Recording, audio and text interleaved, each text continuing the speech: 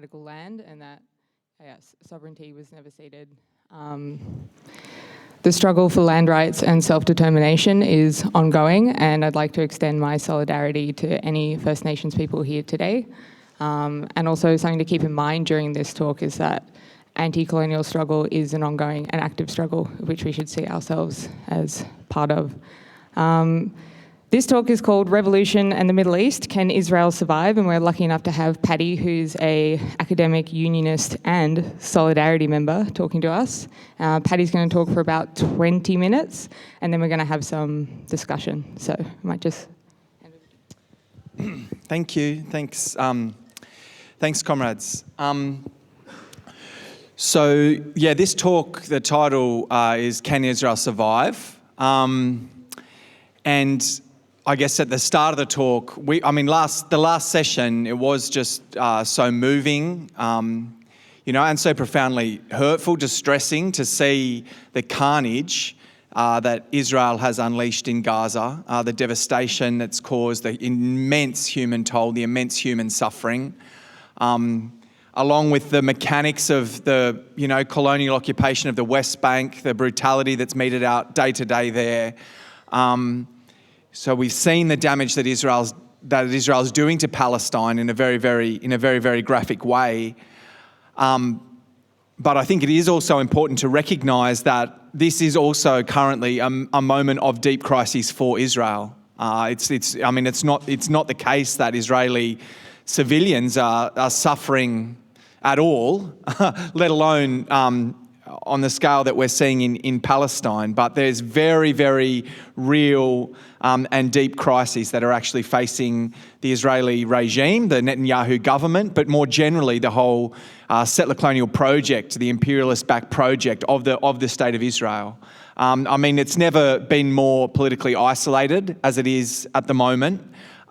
If you want to look at, the rulings from the International Court of Justice, the initial one we got in February that said Israel, is plausibly committing a genocide. The one that we got just a month ago, which says Israel's committing the crime of apartheid, that the occupation in the occupied territories is illegal, that governments should be cutting their ties and not, doing any trade to support the illegal occupation. You've seen, waves of governments who previously wouldn't have thought or been under any pressure to come out and recognise a Palestinian state have done so. And you have also seen the beginnings of sanctions that are creating some real problems for Israel. So Colombia, which is the largest exporter of coal to Israel, just last month actually, put an embargo on sending coal to Israel. Turkey, major trading partner with Israel, has quite serious sanctions on what they call dual-use items, which is making it very difficult to get concrete, to get steel, to get basic things that the Israeli economy needs. The problems with actually getting what they need for construction from Turkey was the reason that was given by the Israeli government for the big decision, what has been called like the biggest win for the BDS movement in history, which was a decision by Intel, the major chip producers, to cancel a $25 billion investment in Israel in building a chip plant. That's an extraordinary investment in terms of the scale of the Israeli economy that I'll go on to discuss.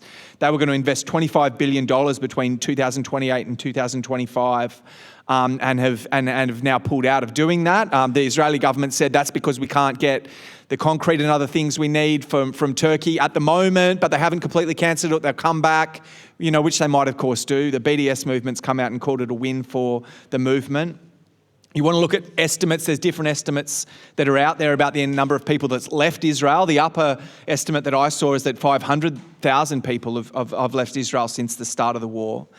And of course, there's the scale of the global movement. This is unprecedented in terms of the depth of support for Palestine that's being expressed across the world, the extent to which Palestine became a crucial issue in the student movement in the imperialist heartlands, gave expression to this sort of militant student movement in the middle of the United States that militant student movement in the middle of the United States, probably not on a scale in terms of the militancy and tenacity since the Vietnam War. This demonstrates a growing support for Palestine. It's very, very profound and deep, but also a crisis of Zionism. I mean, America's been one of the heartlands of Zionism, but we've seen Jewish comrades central to all of these, sort of student encampments that have happened, and very deep divisions within the Jewish community in the United States, which has historically been, very seriously in terms of a major chunk of that community being behind Israel. You're seeing a youth rebellion, particularly against that. I mean, even on a smaller scale, we've seen it here on the campuses. I'm a part of the Tertiary Education Union. We're agitating for and successfully carrying over the last couple of weeks motions on a few different campuses. We've got one coming up at UTS to vote to sanction Israel on our campuses and cut ties on our campuses. The Zionists haven't contested anywhere. There haven't been any Zionists come along to these meetings to try and argue against it. That is unthinkable 24 months ago, 12 months ago, that you wouldn't actually get a serious Zionist core come along and challenge something like that. So even on a smaller scale, you can see there's a crisis around Zionism. One of the major things that's driving the ongoing crisis in Israel is the fact that they can't win in Gaza. They can absolutely obliterate the place. They can completely raze all the buildings. They can kill people on an incredible scale, but they can't defeat Qassam. They can't defeat the Hamas brigades. They're still attacking most days of the week, right, successfully, inflicting casualties that are the highest casualties that Israel suffered since the war in 1973. I mean, just in the last week, there were serious operations in the, what do they call it, the corridor, the Netzarim corridor that Israel has tried to create to cut the Gaza Strip in half. They basically bulldozed all of the houses and created this massive, empty, vacant area, a whole corridor across, and that's going to be the way that a central way that they control Gaza. They're constantly being attacked in that corridor, which is supposed to be what they've set up. In the Philadelphia corridor, which is right down the south in Rafah, the invasion of Rafah was only supposed to last a few weeks. It's now been 120 days. And there was very fierce fighting there last week as well. Qassam brigades continuing to inflict casualties and fight and challenge Israel's actual military control of the checkpoint in Rafah. This has opened up serious divisions within the Israeli power structure. So we now have, as Erema said in the last talk, the Israeli defense minister coming out saying we cannot defeat Hamas. Not only that, the Israeli defense minister is openly saying the reason we don't have a ceasefire is Netanyahu. That's the reason we don't have a ceasefire. I mean, Netanyahu forced these negotiators to go back to the negotiating table, and previously they'd say they would withdraw from that Philadelphia corridor I mentioned, the strategic point in Rafah, took that off the table when they came back to the negotiations that had been previously agreed to. It's a farcical negotiation. Netanyahu doesn't want us to succeed, and top military in Israel are actually saying they don't want us to succeed. And the defense minister now, this is the genocidal freak who actually imposed the blockade on Gaza initially, called Palestinians human animals, so serious, piece of genocidal filth. This guy is now saying he doesn't support an invasion of Lebanon. We can't. We could have done it at the start of the war. We can't do it now. Not to say that they wouldn't. Like, this is a wounded beast in the corner. They can lash out. They can inflict enormous damage. But I think it is important to recognise that there's those fractures, at the top of Israeli society. Israel is hurting from the war in terms of the extent to which reservist soldiers, etc., are continually having to go out on rotation. It's disrupting the economy. You've had thousands of businesses go bankrupt. So there are real problems for Israel that are coming out of the fact that they haven't been able to do what they wanted to do in Gaza. All of that said, I think it is really important to also just emphasize the extent to which, Israel is central for the strategy of Western imperialism in terms of dominating the Middle East, and central particularly for the United States and their whole conception of the order in the region. And, as Erema also said in the last session, Biden on the record in the 80s saying if there wasn't an Israel, we'd have to invent one. In circumstances where this is a crucially strategic region in terms of being able to control trade flows through that region, ensure obedient regimes in that region, ensure access to oil, primarily the number one commodity of 20th and 21st century capitalism, oil in everything, all of our clothes, all of everything around us, all made from oil, let alone the energy and transportation systems that we have, even though we need to be transitioning away from it. But they can't, because it's at the core of the entire way they actually operate capitalism. They require control of the Middle East. And for them, that means they actually need Israel. They actually need this mad dog that can be there and can act and can attack whenever and keep the region in check. They will not give this up easily. And there are real limitations. There are some limitations to what I've said before in terms of, we've had Spain come out and say we're going to recognise Palestine and call what's going on genocide. But Spain's also sending forces to join under Australian leadership in the Red Sea operation to try and make sure that trade can continue through the Red Sea to Israel. We've had France very, very critical, far more critical than they've been before, calling for, calling it I don't know if they've called it a genocide. They certainly called for a ceasefire for a very long time, far more before Biden. But France is flying planes, to intercept anything that's coming from Israel, is actually playing an active role in terms of guarding the Israeli state. And just last week, we saw the US announce a $20 billion, arms deal with Israel, $20 billion over the next 8 years. So I think that does underscore to the extent to which we've got a deeply contradictory situation where Israel itself is in crisis in a range of ways, isn't able to have the support that it's had, is feeling disrupted in a very serious way, but Western imperialism is saying, we've got you, right? We have got you. $20 billion, more fighter jets, more tanks, whatever you want, whatever you're going to do. And we feel that in Australia. We feel that. We feel that in the movement when we've been on some of the biggest demonstrations we've been on. We've been frenetically organising to try to get positions in our unions, to try to organise. And you just feel yourself smacking up against this wall of the Australian government who won't even recognise the genocide, let alone do anything to actually challenge it. Right? What is going on? The Australian Labor Party has policy to recognise a Palestinian state, but the Parliament won't. They won't do that in Parliament, even though it's a policy of the Labor Party. Why is that? It's because if the Labor Party wants to actually run government in Australia, they need to run Australian capitalism, and that means they need to back in the imperialist strategy of the people who really run this country, the big business owners, the people at the centre of the state who have an imperialist agenda, who have imperialist interests all over the world and are lockstep with the United States and are themselves investing tens of billions of dollars in joint nuclear submarine programs and missile, defense systems and hosting thousands of American troops, tying themselves absolutely lockstep with the United States and its project for domination of this region. They're not about to give up the foothold that they've actually got in the Middle East and how Israel, and the role that Israel plays in that.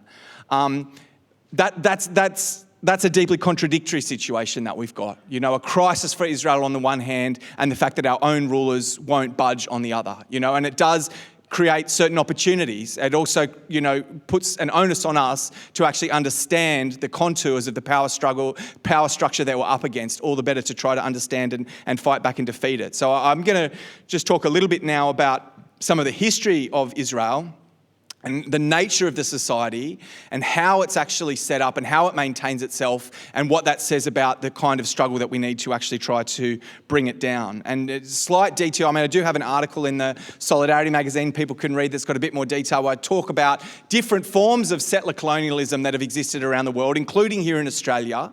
But there being actually a very particular form of settler colonialism that's been established in Israel as the spearhead of Western imperialism in a way that requires the entire population to be engaged in a process of waging total permanent war on the population around it. That creates a very particular kind of society and very particular conditions. And it creates a situation where the working class, which is Marxist, we're a Marxist organisation, a socialist organisation, we see workers as being, the force that can actually, we're exploited by capitalism. So workers in an imperialist country, we've actually got something in common with the people that our rulers are oppressing overseas through their own imperialist policy, because we're fighting the same boss, we're fighting the same government. So Australian workers went on strike against the war in Vietnam in solidarity with Vietnamese that were fighting the Australian army, because even though we're in an imperialist country, we actually got more in common with the oppressed Vietnamese that are fighting back against imperialism, right? And we've got more common with the oppressed Aboriginal people that are oppressed. You know, there's a whole other talk you could give about the nature of colonialism in Australia and how and why workers have actually fought back for Aboriginal rights in Australia in the way that you will never see in Israel.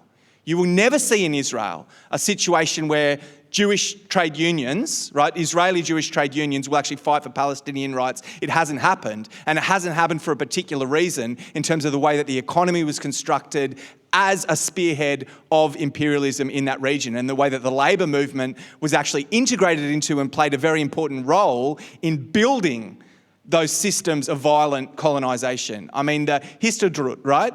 The actual Zionist trade union federation that was formed in the 1920s, David Ben Gurion, the first Prime Minister of Israel, he said, I doubt whether we would ever have a state if it wasn't for the Histadrut, right? Because they were crucial for recruiting settlers to actually come, for setting up enterprises that excluded Arabs from opportunities to work, that excluded Palestinians from opportunities to actually have businesses, ran violent boycott campaigns to trash Palestinian businesses, to expel Palestinian people from their land, right? This is like so-called workers' organisations were part and parcel of actually setting up economic entities like major construction companies.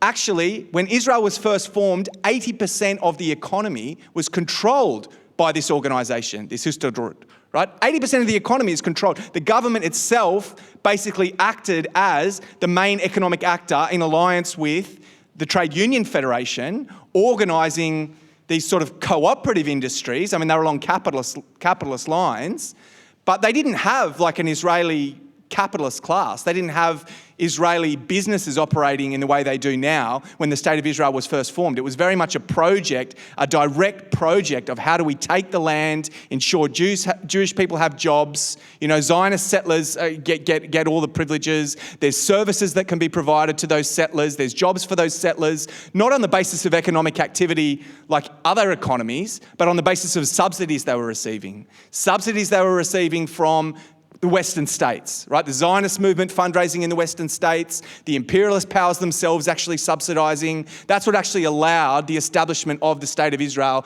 and of an economic system in Israel. So they exist, and the Trade Union Federation set up the militia, the Haganah, that actually go out and carry out the pogroms and the ethnic cleansing to actually go out and clear the land, you know, in 1948 to actually establish Palestine. So right from the start, you've got a working class in Israel and an entire society in Israel that's actually been built for warfare. That's what they're built for. They're built and they exist, and the only reason they've got the jobs they've got, the only reason they've got the subsidies they've got, the only reason they've got any enterprise at all is because there's imperialists that are willing to fund it. And they're willing to fund it because it serves their interests, and it creates a situation where they can actually dominate the whole region, right? So, and so there's a group of Jewish Israeli socialists actually, where they said, they wrote a great essay, comrades could read, in 1969, The Class Character of Israel, where they wrote, Israel is a unique case in the Middle East, financed by imperialism without being exploited by it.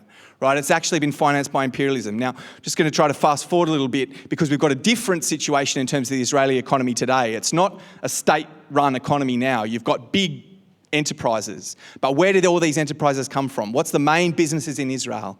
High tech and arms, right? And where did those come from? They came and have been built by United States military subsidies. That is what is responsible for all of the industry in Israel.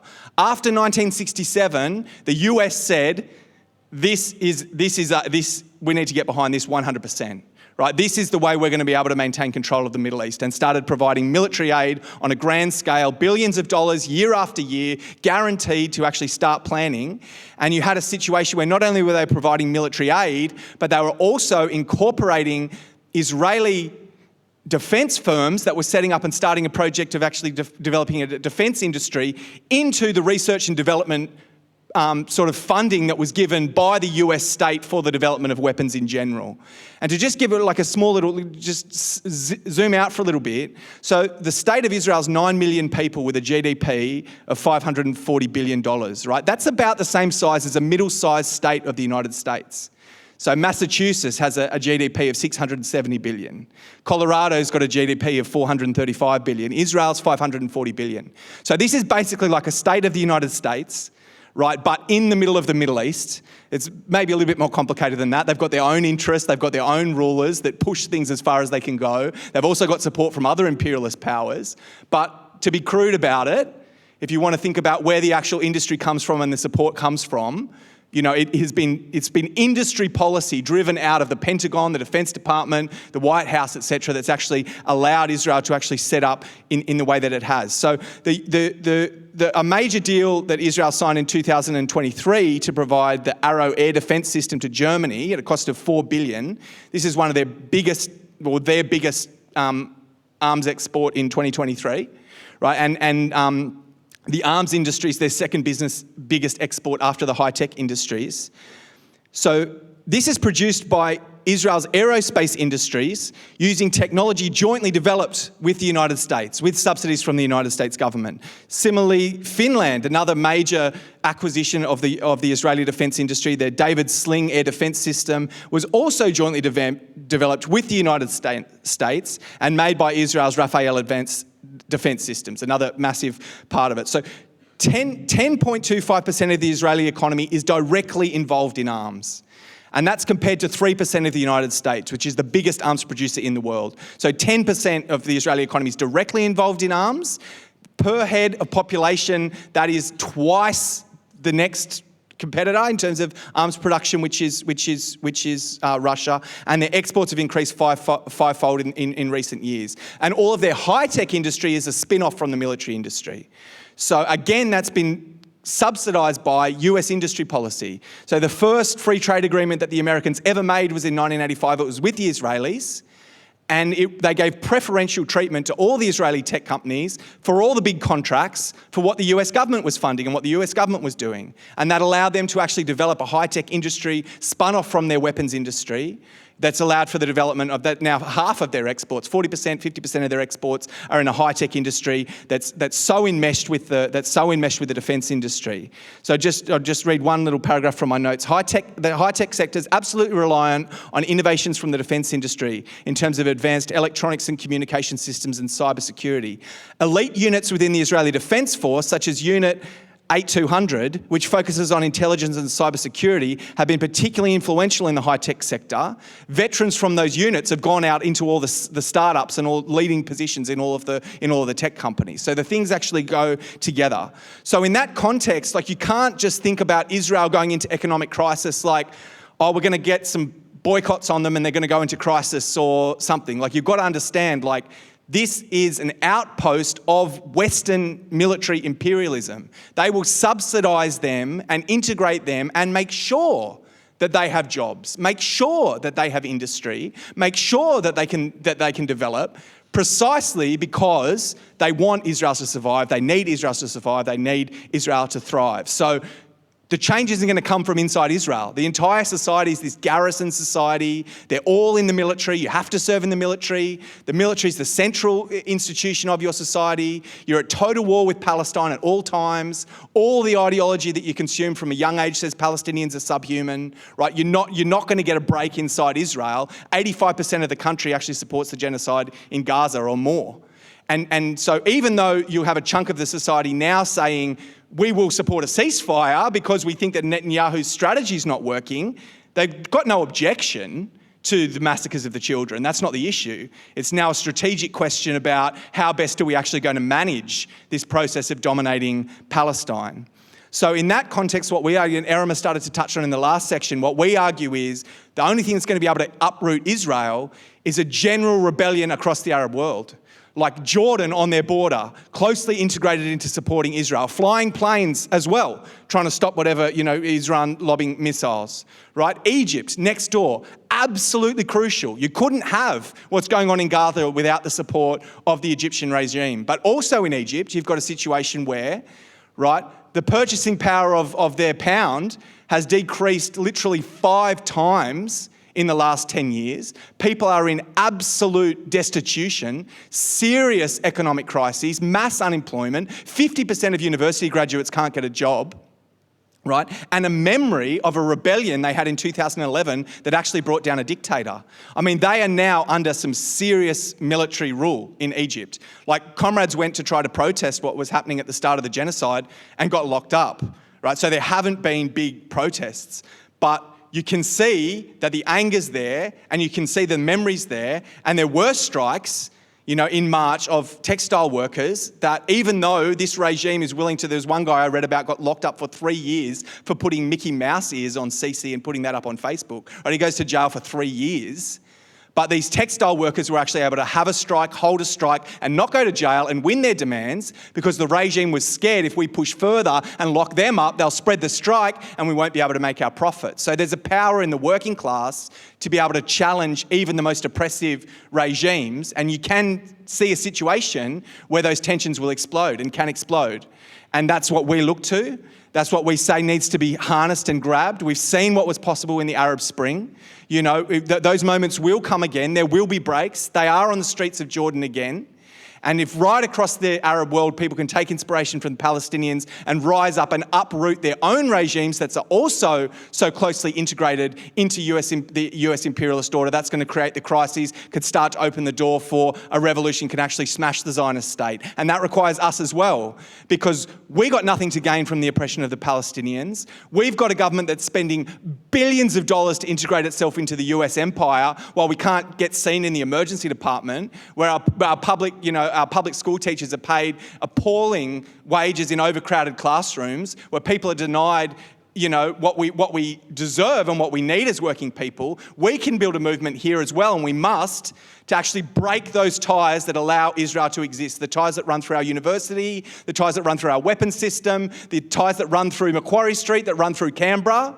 We need to build a rebellion, a working class movement, a revolutionary movement that can sever those ties, bring down the Zionist regime and free Palestine. Thank you.